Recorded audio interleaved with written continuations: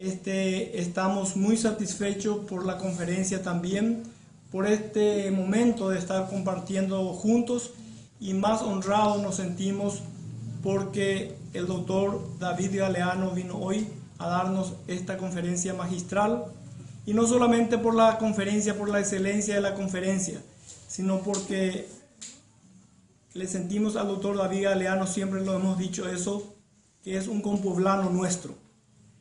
Y da la casualidad de que aquí estamos todos gente del interior.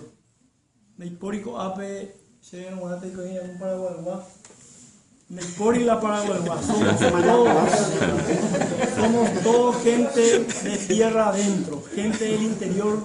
Sin embargo, hay calidad, y eso es también para nosotros un honor, ¿verdad? De que gente de tierra adentro, del Paraguay profundo, con sacrificio, también podemos hacer algo.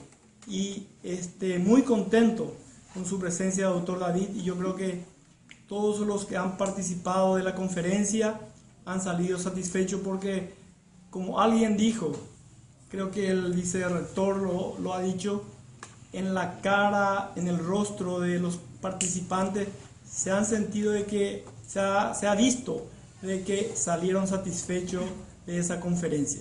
Así es que, doctor David, una vez más le expresamos nuestro contento, nuestra alegría y nuestro orgullo por ser usted un compoblano nuestro y un compatriota que lleva en alto la cultura y nuestra lengua guaraní.